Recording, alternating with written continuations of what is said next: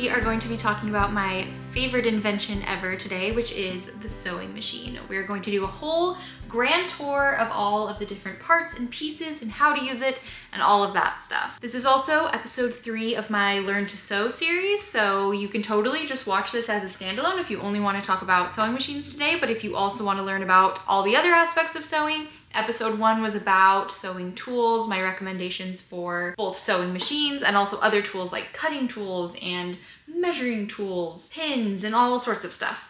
That's in episode 1, and then episode 2 was a deep dive into fabric, specifically what you need to know about fabric as a beginner, where to shop, what types to use, all of that stuff. Today we're talking about sewing machines, and then episode 4 is going to be all about sewing patterns, demystifying what the heck a sewing pattern even is, and then episode 5 is going to be a little beginner project. So jump on that if you're interested, but today we are really going to go over the basics of your sewing machine. For example, if you just got a machine and you're unboxing it and feeling super overwhelmed, that is exactly what I am here for. We're gonna walk through it together. I would also highly encourage you to use the manual. I know like manual language and speak and just all of the technical stuff in there seems overwhelming and intimidating, but I actually busted out my manual in preparation for this just to make sure that I had all the terminology and whatever correct.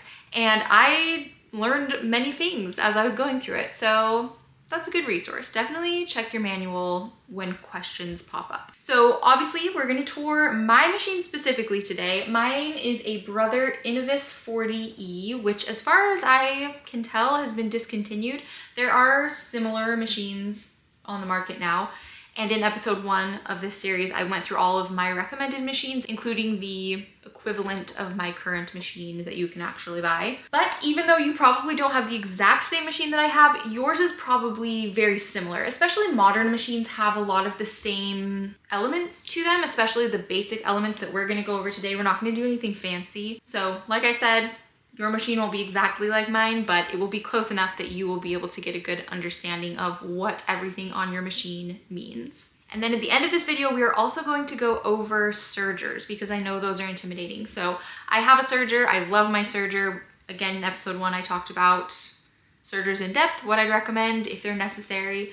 But if you do have a serger and you're feeling intimidated, we will walk through that as well. Okay, let's jump into it. There are so many elements on the sewing machine, so many buttons, so many diagrams and things to push and whatever.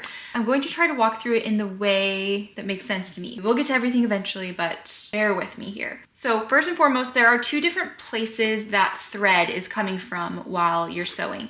There is an upper thread and a lower thread. The upper thread sits on this spool pin here. A lot of sewing machines have like a perpendicular spool pin that sits straight up and down. Mine just lays flat, but it's the same basic principle. So you have your regular thread that you slide onto the spool pin here. This is just like residue from a sticker. We can ignore that. And then this little hat that goes on top and kind of stabilizes the thread. I'll also mention the thread that I always have used is the Coats & Clark all-purpose thread. And I 99% of the time just use all-purpose thread. Really, unless you're doing some sort of specialty sewing, I wouldn't stray too far from that. I feel like it does the trick. Coats & Clark is a brand that I just find really accessible and affordable at my local Joann. So that's the kind I usually use. And then I've also branched out to Gutermann. I don't know if that's anything different. It's like slightly more expensive and I'd always wanted to try it and I have been using it over the past couple months and I like it. It's nice. So all-purpose thread, both of those brands are ones that I use all the time. So that is the upper thread. And then the lower thread down here is called a bobbin. I'm not gonna take that bobbin out quite yet, but this is what it looks like. It's basically a little teeny spool of thread and it comes empty, like just the plastic piece. I guess you can buy pre-wound bobbin thread, but they come as just like the plastic piece and then you wind it yourself on the machine, which we will do in a minute. Very fun. So top thread, bottom thread, and then your needle here feeds that top thread through and pokes it down into the bottom of your machine and actually pulls the bottom thread up. So as you're sewing, as your machine's going, that needle is going up and down and grabbing that bottom thread and sewing your fabric together. I always think about if you showed this machine to somebody 500 years ago, if they would like crap their pants, you know? So needle. That needle can be removed, and there are different types of needles, which we'll walk through in a little bit as well. But standard needle, that's an important part of your machine. Then you also have a presser foot here, which is this little piece that looks kind of like a foot, right? That's stepping on this flat surface here. That is what holds your fabric in place. There's this little lever here to the back side that puts the presser foot up and down. And when you're sewing, you want it down so that it's holding the fabric where it's supposed to be. And there's different attachments on this presser foot. So there's a button behind it that releases that presser foot, and you can take it off and replace it with different attachments. This one is like the standard presser foot for your straight stitch, which is mostly what you'll be sewing. And it also does zigzag stitches. So we'll get to those in a minute. But I also want to show you these little spiky teeth here, which are called feed dogs. And what those do is they move in kind of an elliptical conveyor belt motion as the fabric is being fed through, so that it moves your fabric while you're sewing. If those weren't there, the fabric would just stay in place and the needle would go up and down. I'm just manually moving the needle right now. You can see it's going up and down, and you can see those feed dogs are moving in that elliptical motion that we talked about. There's also a button here on the back of your machine that you slide it over, it drops the feed dogs down into the machine so that nothing's moving. And the only time I've used that is when I'm sewing buttons on, because you don't want the button or the material to move, right? You want it to just stay in place while you're sewing the button on, and then you can put them back up when you want to use your feed dogs again. So those are all the parts right around the needle that are kind of doing the actual work of sewing. Now to make your machine actually go, you're going to use the foot pedal. Let me unplug mine. It is a little bit dirty because I put my feet on it. But this pedal, when you press your foot on it on the ground, it makes your sewing machine go, right? And mine is pressure sensitive, so if you push it lightly, it goes slower, and if you push it down all the way, then it goes faster. And I'm not 100% sure that every machine does that, but I believe that they do. So that is your pedal. An alternative to the pedal, on my machine at least, is this gray button. So when the pedal is unplugged from your machine, if you push that gray button, it starts the sewing process, and it's also the stop button. So it's kind of like a stop and go. If you don't want to use the pedal, or if it's an accessibility thing where you have trouble with the pedal or are not able to use it, you can just push this stop and go button. I've never used it just because I learned on a pedal and it's what I'm used to, but it is an option. And then you also have this little speed gauge here. So pretty self-explanatory. If you slide it all the way to the left, it goes slower. Slide it all the way to the right, it goes faster. Not all machines have speeds on them, but like I talked about in my first episode 1 of this series, I highly recommend getting a machine that does have speeds, especially for beginners, because if you don't want to be freaked out by the pedal going nuts and all of a sudden your machine's going super fast, it's really, really nice to have that slow option so it stays very slow as you're sewing. I usually keep mine on fast because, like I said, I can kind of go slower on the pedal if I need to go slower over a certain section, and then speed back up to my normal speed. A couple other ways to control the needle. So the pedal just makes it go, right? We also have a hand wheel on the side here. So when you twist the hand wheel one way or the other, it moves the needle up and down. I use that hand wheel quite a lot, both to position the needle where I want it to be as I'm sewing, but also if I'm sewing over a very tricky spot, especially with really thick fabrics, and my feed dogs are having a hard time pushing the fabric through the machine, manually moving the needle with the hand wheel helps kind of push everything along in a much more controlled fashion. So definitely don't neglect your hand wheel. And then we also have this handy dandy button right here, which puts the needle in its highest and lowest place. So I think right now my needle's probably somewhere in the middle. So if I push it once, oh, it goes all the way down to the bottom, and then if I push it again, it goes back all the way up to the top. Now, a couple other buttons on here we haven't touched on. This little U-turn button here is a reverse button or a backstitch button. So when you're sewing, which we'll do a sample of in just a minute, usually when you start out a stitch, you want to do a bit of a backstitch, which means you start going forward and then you do like maybe 3 or 4 stitches backwards and then go back through. And that just kind of ties the threads up at the beginning so that they don't unravel after you've sewn them. There are a couple stitches, like a gather or basting stitch, for example, that you don't backstitch at the beginning, but usually there will be instructions that say like don't backstitch, because it's understood that you will unless instructed not to. So that's your backstitch or reverse button. You can either push it and the machine will start going slowly backwards, or if you hold it down and push your pedal, it will reverse faster. I didn't know that actually for a few years. I thought that you could only reverse in super slow speed, and when I realized you could push the pedal at the same time, my life has changed. I also have a little display area here because my machine is computerized. So not all machines have a display, but they usually will have settings that accomplish what this display does. So the big number here, the 01, indicates what number of stitch it is. So you see my machine has 50 stitches. I don't use most of them regularly. There are only a handful that I do use. Stitch number 1 here is a straight stitch with the needle in the left hand position. There's also a straight stitch number 2, and that's with the needle in the center position. I learned with the needle on the left hand position, and it also makes the seam allowance markings here on this plate accurate. So I always sew with my machine on the left hand side, but some people I think sew with it in the center. There are some presser foot attachments that you would want to sew in the center position. So 1 and 2, those are the straight stitches. Before we talk about any of these other ones, these 2 numbers on the side over here, the top one is your stitch length, which is how long each stitch is. Right now it's set to 2.5 and that's in millimeters, and you can raise or lower it. Mine goes up to 5 millimeters. And you'll see when I go back down to 2.5, there's a little oval over the picture there, and that just means it's like the default. I would say 90% of the time I sew at the default stitch length. I really only adjust it if I'm doing gathering or basting stitches. No worries if that doesn't ring a bell for you, you can kind of ignore it. But there are a few types of stitches that you would want to raise or lower the stitch length. A lot of times that's listed in patterns or tutorials, so I wouldn't worry too much about needing to know what stitch length to do innately.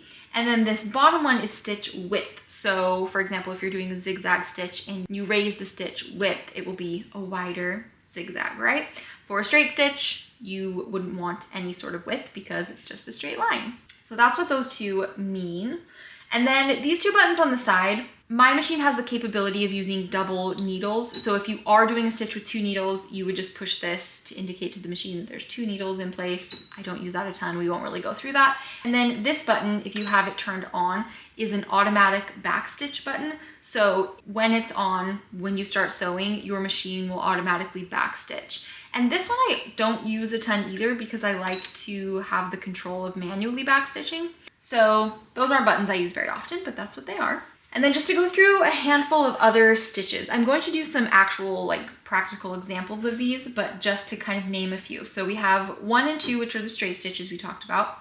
Stitch number 5 for me is my zigzag stitch. I use that one fairly often sometimes. Zigzag stitch is a handy one to have. It also is good at finishing edges, which we'll talk about later. And then stitch number 9 is an overcasting stitch, which is another option for finishing your edges, which we'll also talk about later. But I do want to point out, you'll see this letter at the top changed when I went from 5 to 9, or even 6. See, when you're on stitch 6, there's a J on the top here, and that indicates what presser foot you should be using. So J is the standard zigzag and straight stitch presser foot that is usually on there. That's going to be the one you use for a lot of these stitches. But for example, when I went up to stitch 9, which is my overcasting stitch, it let me know, okay, you should be using presser foot G, which is the overcasting stitch. So that's a nice thing to have if you have a computerized machine, because it tells you what foot you should be using depending on what stitch you're using. And then the only other one I use like super consistently is stitch 34,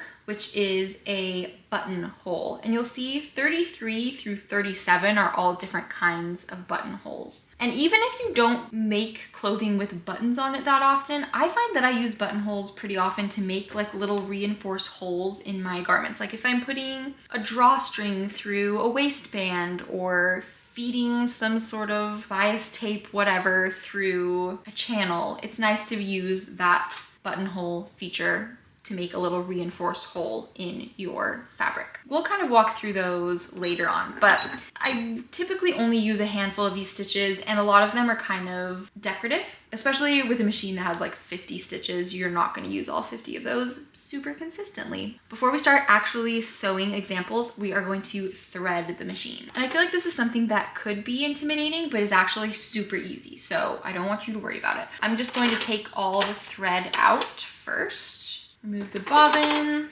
and the upper thread. And actually, before we thread anything, we're going to wind a bobbin. So like I said, usually bobbins come empty, there's nothing on them. And then you use whatever thread you're using for your project to wind your own bobbin so that the upper and lower threads match, they're the same color, and they match your fabric that you're working with. So to wind your bobbin, the beginning of the process is the same as when you actually thread your machine. My machine has kind of this little diagram on it to remind you of how it's supposed to go. So the first thing is you need to just put your thread on the spool pin. You give it its little hat here.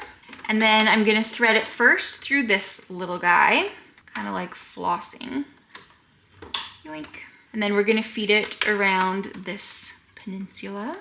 And then if I was threading my machine normally, I would pull it straight down, but since we're doing a bobbin, it's this dotted line. So first I'm gonna pull it in this direction, and then I'm going to wind it around this little circle here and pull it over toward our bobbin winder. Now we are going to put the thread in the bobbin. So you see the bobbin has this little notch right there. We're just gonna stick the thread through the notch.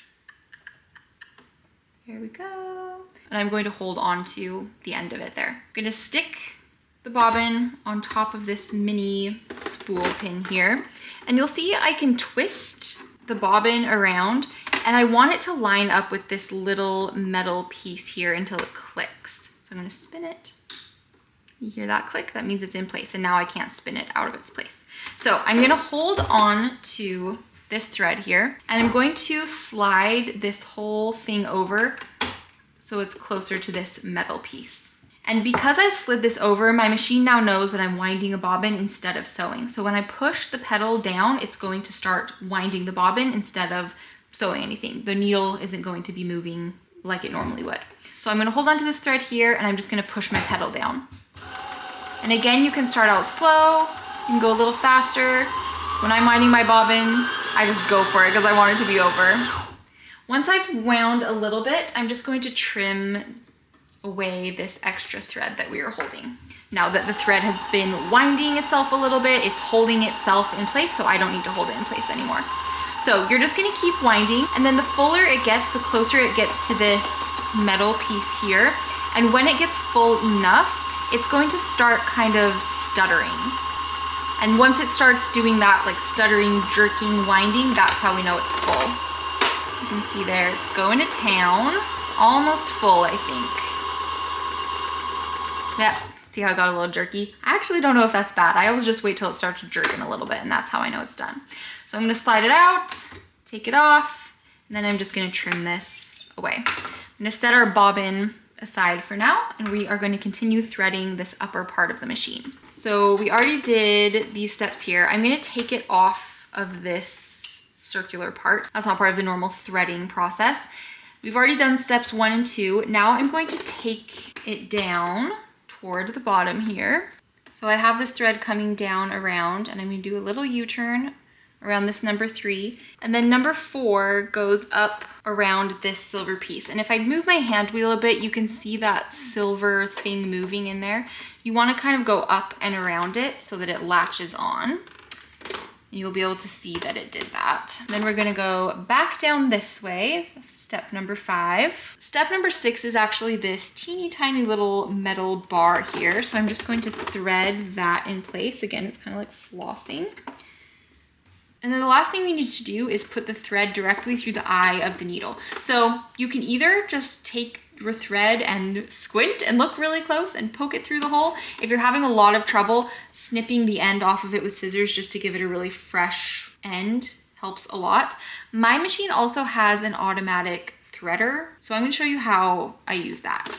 Okay, so I'm holding my thread off to the side. This little lever here is the automatic threader. So I'm going to push it down all the way. If your needle's not in the fully up position, it will kind of get jammed. There we go. So my needle's fully up and you can see that little arm like hugs the needle kind of. So push it down all the way so that arm is hugging the needle, and then I'm going to take my thread and put it perpendicular through these little tines here. So there's that. And then I can kind of feel it catch. You put it in there and give it a little pressure and you can feel it catch. And then once I let it go, it's gonna suck the thread through the eye of the needle. Ta-da!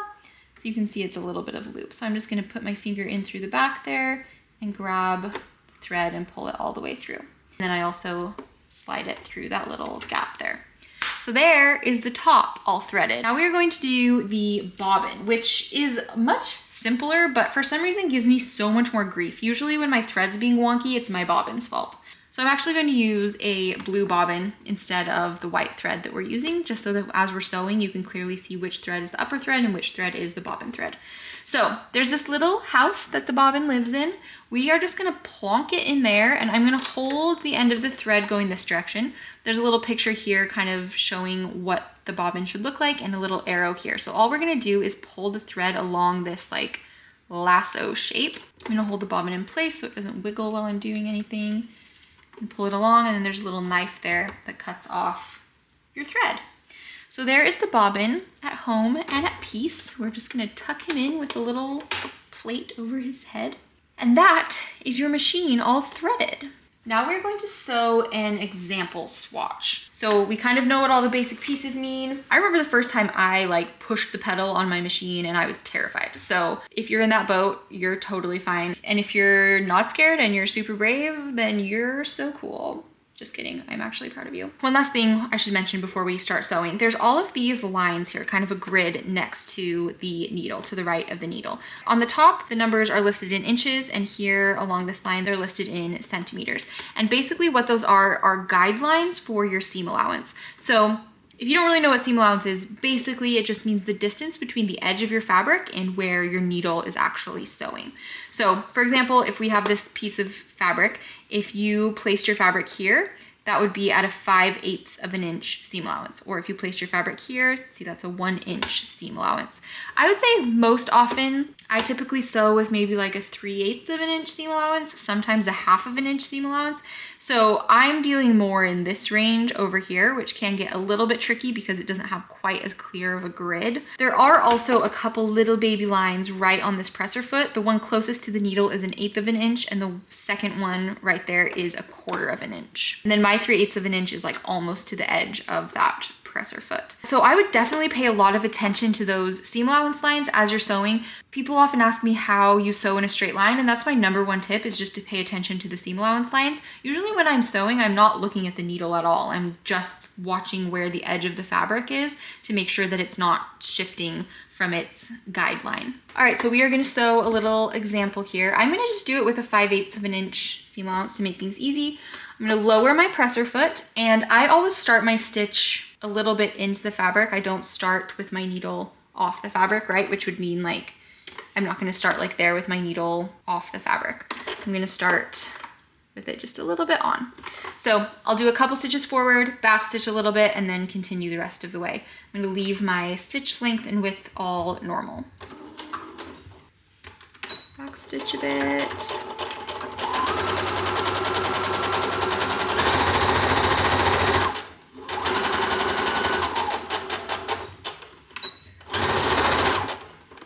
Perfect.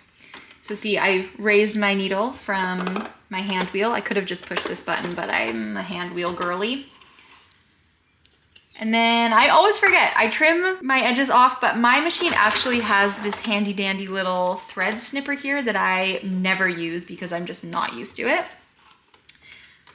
But that snips your threads as well. So there we have a cute little straight stitch. There's the front side of it, and there's the back side, which you can see the different colored threads and the back stitches there. So one thing I do want to draw your attention to is this dial here. This adjusts the tension of your machine. So this upper thread here, as it's going through all of the places we thread it, there is a certain amount of tension that your machine holds that thread at. So that as you're sewing, that tension is pulling that bottom thread up, right? And if the tension is too high, if this thread is too tense, it's going to be pulling too much on that bottom bobbin thread. And if it's not tense enough, then that top thread could get pulled down. So with this example swatch we sewed here, on the front side, you can see just the white thread. You can see a teeny tiny bit of blue, I guess. And then on the back side, you see just the blue thread. And that's because the tension is set in the middle so that the thread is meeting and crossing over in the center of this fabric. It's not pulling too far on one side or the other. If your stitches look wonky and you see the bobbin thread too much on the wrong side or the upper thread too much on the other side, you can adjust your tension. Hugest caveat ever. I never touch my tension ever. The only times I've ever adjusted it is if there was an issue and it ended up not even fixing it, like it was a different issue altogether. If your threads look wonky, my number one piece of advice, first thing to do is rethread your machine. It takes just a couple minutes. 99% of the time that's going to be the issue, especially the bobbin thread. I might rethread your bobbin like 5 times before adjusting the tension. Usually when my thread is weird, it's the bobbin's fault. I think I already said that. The tension is just something that is kind of tricky to fine tune if it gets messed up way out of whack. I don't want to scare you off too much because I know there are people who adjust their tension depending on like what fabric or thread they're using. I have just found for my sewing purposes that it's never been something that I've really needed to deal with. And anytime that I've had real big issues with my machines, like when they've gotten actually broken, I will take them in to get fixed. And I also want to give a big shout out to people who run sewing machine stores. My experiences have all been very positive. I've lived in lots of different cities and tried out lots of different sewing machine shops. I usually just look for kind of like a small mom and pop type shop that has good reviews, and they've never led me astray. Many times I'll take my machine in kind of at my wit's end of like, something's weird, the thread's weird, it's making weird noise, I don't know, something's going wrong. And there have been many, many times that the people there look at it for 2 seconds, show me like a really quick thing that I was missing, and send me on my way for free. That has happened at multiple locations. So I don't know if that's standard. It's something that I've been grateful enough to experience. But if your machine's giving you trouble, you've kind of tried all the normal stuff like rethreading it, maybe adjusting the tension a little bit. I wouldn't go nuts on the tension. But if you tried those things, don't be afraid to take it in and get it looked at.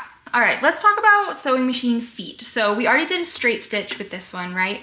I'm gonna just show you quickly a zigzag stitch. It's very, very simple, self-explanatory. I'm just gonna change my machine to number 5. I have a couple different zigzag stitches. Again, your manual for your specific machine will tell you what each one is for, but number 5 for me is like my standard one. I'm first just gonna show you what the normal length and width for the zigzag stitch looks like.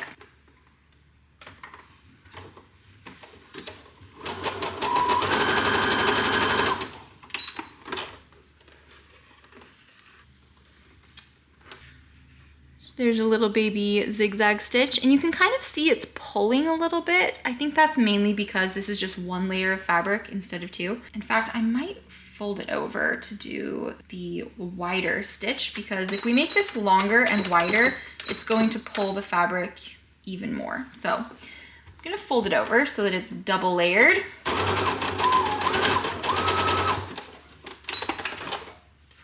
Yeah, that looks better. And there's another zigzag stitch. So you can see kind of in comparison, there's the first one, there's the second one. And you can see a little bit, especially on the back. My tension might be slightly off because you can see a little bit of that white thread is coming through on the wrong side. It's not enough that it's anything I really want to mess with though. It's sewing just fine for me. So that's our regular sewing foot. So I'm going to take that one off. And I never really showed you. That's what it looks like up close. Mine is labeled J. The next one I just want to show you quickly is sewing foot G. And this one is the overcasting foot. And I have a whole tutorial on the overcasting foot and how to finish raw edges without a serger. So I'll link that. This is going to be just a quick demonstration of kind of what it looks like. And you can go watch that in depth if you want a better example. I'm also probably gonna fold this swatch of fabric over as well. This is a twill, so it's a little bit heavier duty, but especially with the overcasting foot, it can tend to pull the fabric. So I'm going to change my stitch to number 9. Again, it's showing me foot G, which is what we're using. And with this foot, there's width to it. So the needle is going to be moving widthwise as well as lengthwise. And I want the fabric to line up kind of right with this slot here because the needle is going to be going off of the edge. So I'm just gonna go for it.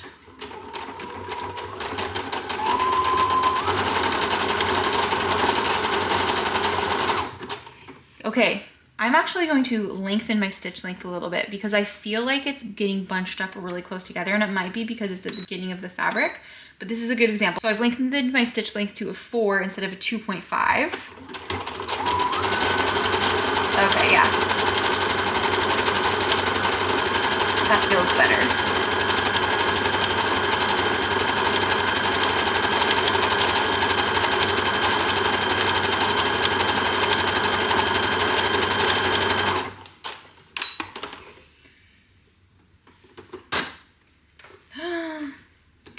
Doing something wonky.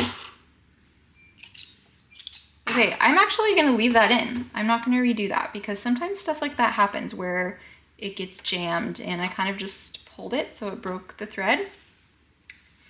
And it's no big deal. So here's that overcasting stitch, and you can see here at the beginning it was just really close together, and that may have been that my fabric was kind of thick or the feed dogs weren't kind of grabbing things appropriately, but it was just bunching up way too close. And I think that's something that's instinctual to me a little bit at this point, but if anything feels like it's just not moving forward, lengthening your stitch length a little bit can help. So you can see here, it looks a lot better once I lengthened my stitch. So this overcasting stitch finishes off your raw edges.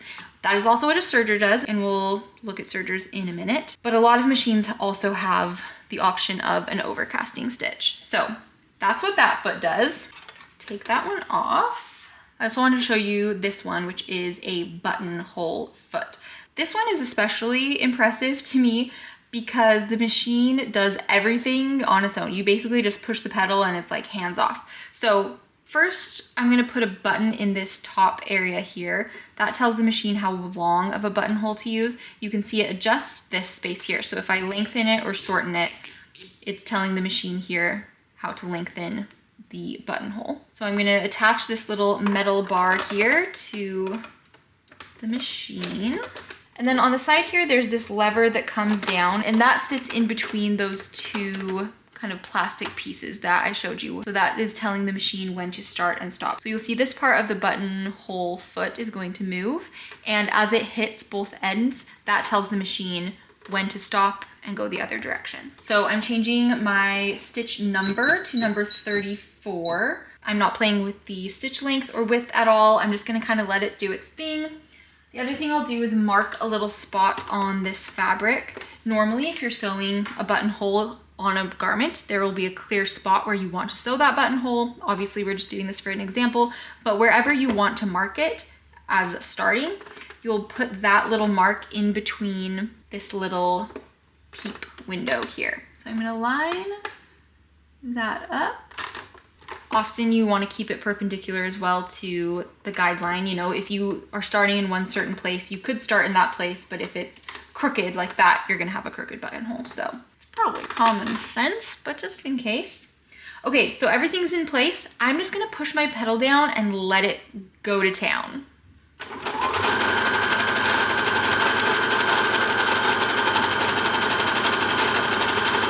So you can see it did a line forward and then back, and now it's doing zigzags forward and now zigzag back, reinforcing the front of the buttonhole and now reinforcing the back of the buttonhole. And it slows down on its own too. I am just fully pushing the pedal and it stops on its own and everything. Once everything's done, I'll lift the presser foot up, lift my needle up. Ta-da! I'm gonna trim these threads a little bit closer. And there you have a buttonhole, which I think is so fun. You'll also need to seam rip the inside of that, but this was just a quick example. The last foot we are going to look at is a walking foot. So essentially what a walking foot does is, you know how we talked about the feed dogs on the machine? A walking foot also has feed dogs on the top, which are these little white things here. So when this little handle moves, the feed dogs on the top move as well. So normally the machine is just pushing fabric from the bottom, but when you're using a walking foot, it pushes fabric from the top and the bottom. So it's especially helpful if you are like quilting or sewing multiple layers together, so that it's pushing all the layers at the same rate instead of just the top layer, and it might be dragging that bottom layer. I'll show you really quickly how to attach this. And for this one, I specifically wanted to show it to you because it's a little bit trickier to put on and off, but at the end of the day, it's still really simple. So right now we don't have a foot attached here, a presser foot. And so I'm actually going to remove this bottom piece to attach the walking foot. So there's a screw here on the side, and this is like a flat screwdriver type thing that came with my machine. I'm just going to position that against the screw. And if I can get a handle on it, I'm going to, there we go, unscrew that piece. So it doesn't take much. I'm gonna lift my presser foot up and that piece pops off. Now I'm going to slide the walking foot onto that screw. If it's not wide enough, you're gonna have to loosen it a little bit more. There we go. Okay, so now it's wide enough. I'm gonna slide that in place. Hopefully you can see this arm here hangs onto this metal bar, and that's an important piece, so make sure you don't forget to do that. So once that's in place, I'm going to tighten up the screw again.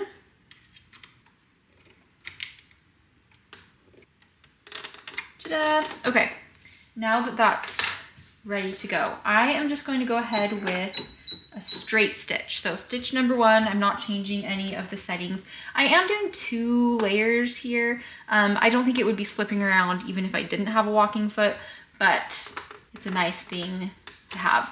Actually, I am going to switch it to setting number 2. So it's still a straight stitch, but the needle's in the middle now. So you can see how it goes from being on one side to being centered. I'm gonna go kind of slow. And you can see those feed dogs on the top going up and down as we sew. Got a little wonky with my seam allowance there in the middle. But again, it's just a straight stitch. It doesn't look like anything fancy, but like I said, if you're sewing multiple layers, quilting things, just things that are having a difficult time being fed through at equal rhythms, then the walking foot is very helpful. As I'm taking this walking foot out, I'm going to kind of explain about sewing needles as well. So there are different types of needles and different types of thread. So sewing needles are classified by their diameters, their thickness. My needle that is on my machine currently is a 90-14 sewing needle. And that first number, 90, is the metric system number. I think it's millimeters. So 90-14 is a pretty standard needle size. It's like a medium weight needle. And if you're sewing with thicker fabrics like denim or like really heavyweight fabrics, you might want to up the size of your needle. And if you're sewing with thinner, more delicate fabrics, you might want to get a smaller needle. Also with fabrics like knit fabrics, you can get needles that are ballpoint, which means they're not as sharp, right? The point of the needle is a bit more rounded, and that doesn't cut into the fabric. It just kind of pushes a hole into the knit of the fabric. So there's a lot of different types of needles that you can get.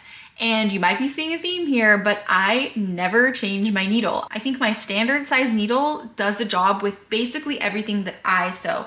Everyone's different. I personally just don't go from sewing super heavy denim to super like tissue paper weight light fabrics all that often. I feel like the fabrics I use are all pretty similar, and so my standard needle works great for them. I could probably count on one hand the number of times I've ever changed my needle, and it was just because it broke. And over time, needles can just get a little like bent or out of shape or whatever, and they break. There may have been times I was sewing through layers that were thicker than I should have been or whatever, and my needle broke. Again, probably could count on one hand the number of times I've done that. If you want to change your needle, it is really simple. I'm not going to do it today, but this black piece here is a screwdriver. So if you unscrew that, your needle will pop out, and it's very, very simple to just swap it out and put a new one back in. I'll also say my manual has a really in-depth guide for needles, what needles to sew with which fabrics. If you're a beginner, I wouldn't worry too much about it because I don't think you are going to be needing to change your needle all that often.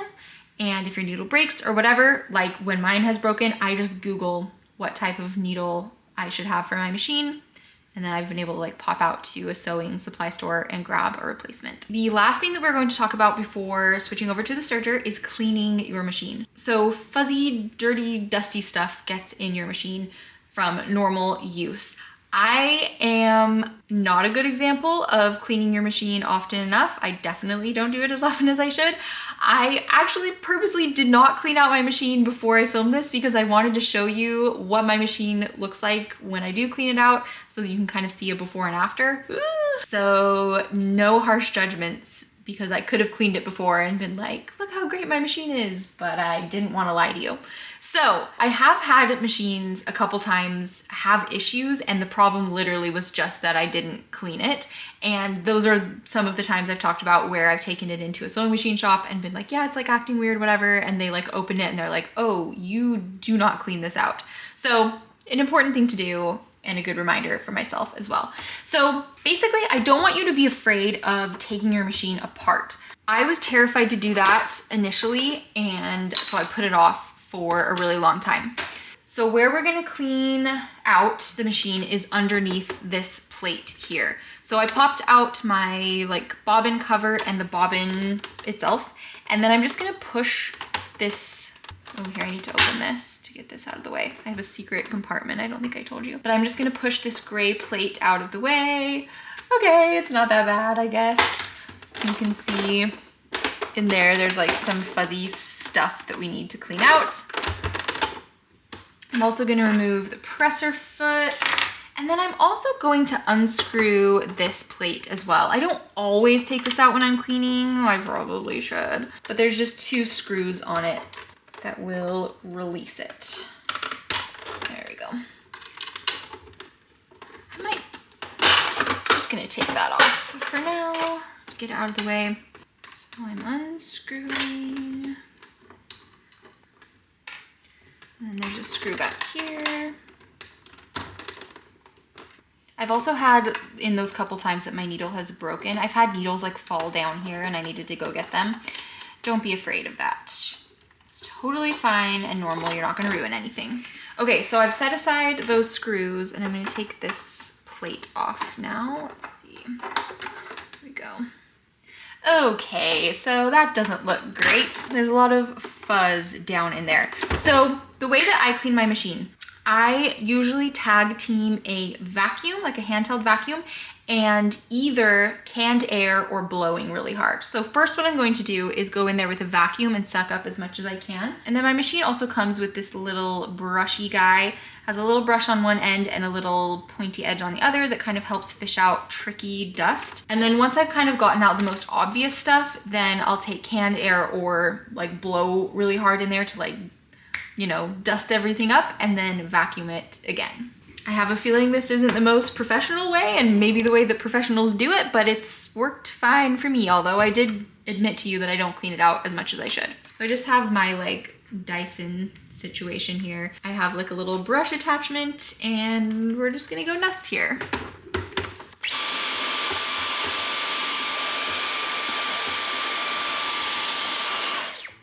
Okay, that got out quite a bit. Just gonna go in here with the brush and get out a couple extras. Okay, I'm actually gonna set this aside for now because I feel like I could spend a good like 15-20 minutes cleaning out my machine, and I'm not gonna make you sit with me the whole time that I do that. So we've gone over the basic stuff of the machine that I feel like is necessary as you're beginning. And now we're just going to jump into my serger for a little bit and I'll show you the ropes around that. Then I think we'll call it good. Okay, so what a serger is mainly used for is to finish raw edges. Remember when we did that overcasting stitch? That's what a serger does, except for it does it very efficiently, very neatly, and it has a knife here. I'll turn the hand wheel here and you may be able to see there's a little knife here that cuts as you're sewing. Kind of get a better look at that in a minute. So I'm just quickly gonna sew an example to kind of show you what it does. And then we are going to thread the serger, which threading it is probably the most intimidating part of a serger because it's so much more complicated than a regular sewing machine. But other than that, it's really not as scary as it looks. It's getting a bit dark and late in here, so I'm flipping my light on. Hopefully that doesn't throw you guys off too much. I'm gonna line up my fabric kind of against the edge here. I also want to mention my serger should have a little bin here to catch the scraps, and it also should have an attachment that makes this surface flat. And I don't know where those are. I used to use them all the time, and I have just gotten used to using it in its bare state. So that's just how we're gonna go about this. Okay, so I'm lining up my fabric along this edge.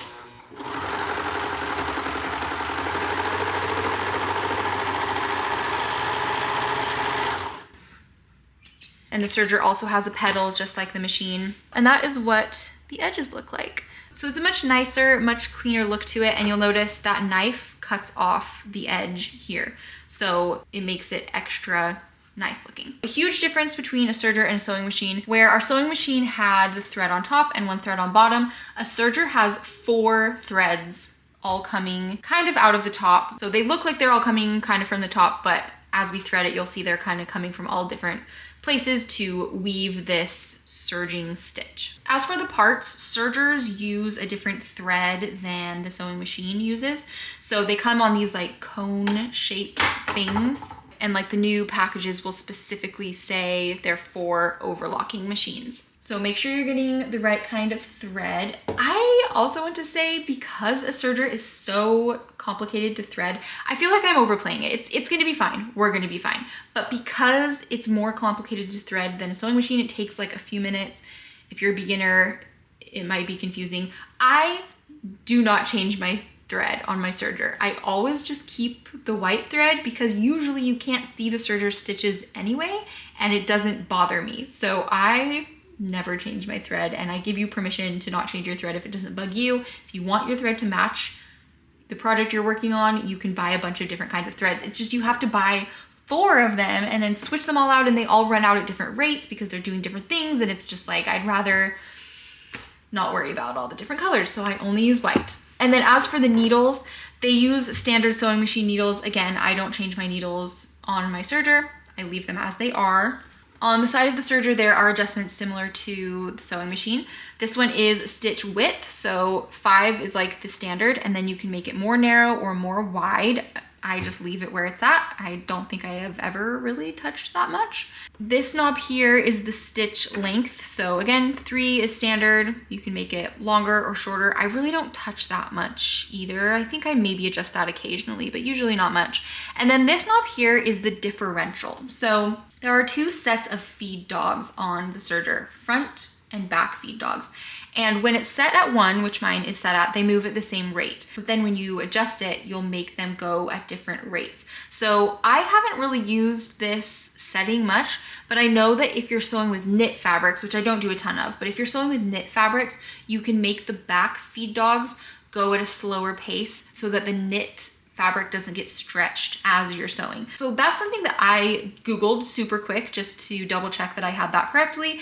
And there was a lot of articles and whatever with a lot of information about how to use that if that's something you're interested in doing. Again, it's not something I've had to play with a ton, so I wouldn't worry about it too much, but it's out there if you want to learn about it. Oh, and this here lowers the knife position, similar to when you lower the feed dogs. So if you slide it over that way, it takes the knife out of the equation, or you can just leave it where it's at. These dials up here are the tension for each different thread.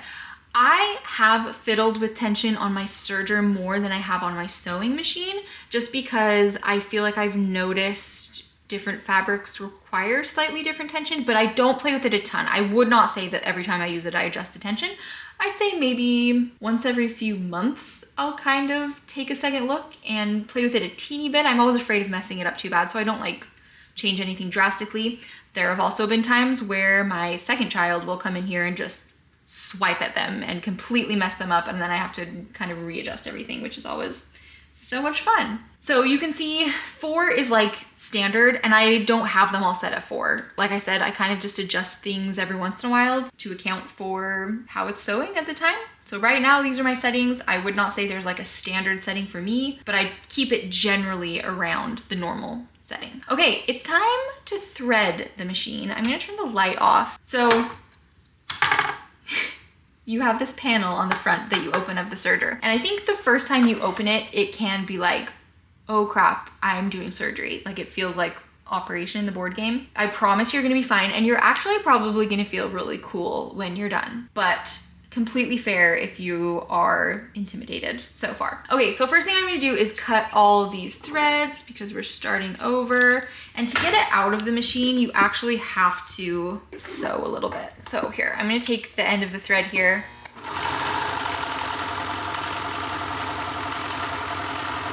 I'm just pulling until all those threads come out. This one is stuck. Tied in a knot somehow. Oh, it's because I didn't lift the presser foot. Stupid idiot. Okay, there is a presser foot here too. You should lift it if you want to cut your thread off. Okay, so now that we have no threads in place, I'm just gonna go down the line and thread from right to left. So I actually think you're supposed to do that. That's just always how I've done it. So I'm taking this first thread here that's connected to this first cone. And the first thing you want to do is slide it beneath this little metal plate here. Again, it's like flossing. Then there is this little knob that you want to pull to the right as you're sliding the thread through. That is what's holding the tension. So if you don't do that, it's not going to slip into place. So I'm going to hold it to the right as I slide this down. Then I can let go of it. Okay, I'm gonna turn it off at this point, lift the presser foot. So again, there's diagrams and pictures. They're somewhat sort of confusing, but I feel like for the most part, they tell you what you need to do. So I'm doing the blue thread right now. So I'm gonna follow the blue line. So we've done 1, 2, 3, 4, 5. We're gonna go around this metal hook.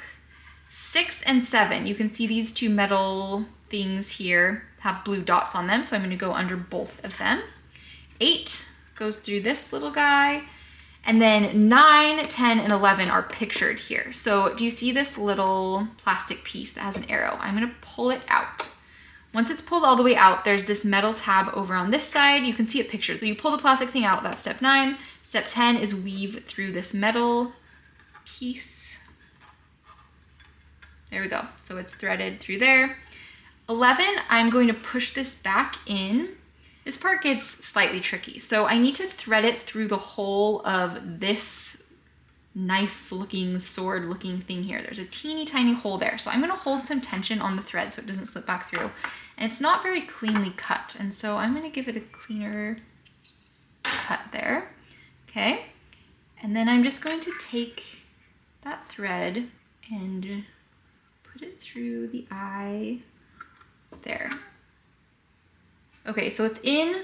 I'm gonna kind of push it, give it some wiggles. Oh, don't fall out. This might be the trickiest part of all of it. Okay, here we go. Oh, nope, it fell back. Guys, see, I'm not gonna cut this out because this is how it goes sometimes. Okay, I can see it through the other side. I'm gonna do my little trick that may or may not be advisable. So I have these scissors here. They're not super duper sharp. So if I can slip it in here and take hold of that, I know I'm going to be able to pull it. See how I did that? Ah, surgery. That may not be advisable.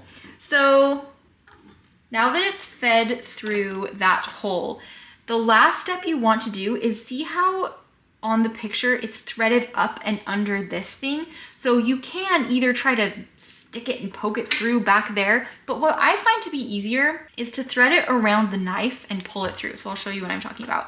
So here's the knife here. I'm going to thread it around the knife, see how it's around the knife, and then I'm going to slide it backward, make sure that it's on the back side of that knife. So you see that accomplished the same thing. It's going up and out that direction, but I didn't have to kind of thread a funky needle. I could just go around the knife. So there's the first thread done. Thread number 2, the first couple steps are the same, so I'll go through those kind of quickly. Thread that metal plate, slide this thing over and down, and now we're down toward the diagram again. So we're following the green line this time. So 5, 6 goes through just this metal plate because there's a green dot there. 7 up through here, and then 8. So this picture's a little bit confusing because it doesn't include all of these pieces here, but essentially what it's saying is it goes through this and then it goes through the eye of this knife thingy there. Now I'm gonna lower my presser foot. I feel like that makes everything else get out of the way a little bit. And see, when I'm moving the hand wheel, it kind of moves the position of this curved knife thingy right there. And so I'm gonna find kind of just a high, good position so it's kind of clear and out of the way of everything else. So again, I'm gonna take the end of that thread and just thread it through the eye here. Okay, that one's slightly easier to get. Okay, so you can see it's going through the eye. This one's probably easier to pull through there, but I'm just gonna thread it around the knife because it accomplishes the same thing. So now I have both thread 1 and thread 2 done. They're back there. I've given them a very long tail, so they're sitting back there nicely. Now all that's left is threading the needles. So there's 2 needles, and these 2 threads go through those needles. Again, thread number 3, metal plate, slide the tension thing over. This time, instead of going down in this area, we're gonna go across and up here. So see how 4 goes this way, up and around, 5 U-turn around down here. And then because this thread is on this side, it's on the right side, it's going to go through the right hand needle. I'm gonna lower my presser foot just to kind of get it out of the way. Again, we have a little metal bar here that I'm gonna slide it through. And then I just need to put it through the eye of the needle. Doesn't have a very crisp thread there. We did it. Okay, I'm actually gonna do the same thing and slide it around to the back. Ta-da! Okay, there's needle number 1. Needle number 2, same thing. Metal plate, tension thing, up and around, U-turn, down, metal bar, and then through the needle. All right, again, I'm gonna weasel it around here. Ta-da! Okay, so now all 4 threads are threaded. They're all hanging out back here, just kind of going this direction. I'm actually going to leave this open while I do the first few stitches because I feel like it's kind of cool to watch it go. So I'm going to hold onto these threads, turn the machine on, and push the pedal. Once it starts chaining this thread here, you know it's good to go. And then it's always a smart idea to do a little test to make sure that everything is set up correctly. If it looks a little bit funky, you might have to rethread the whole thing. And I obviously don't want you to have to do that, but sometimes you do, and it's fine. You'll get better and better every time you do it.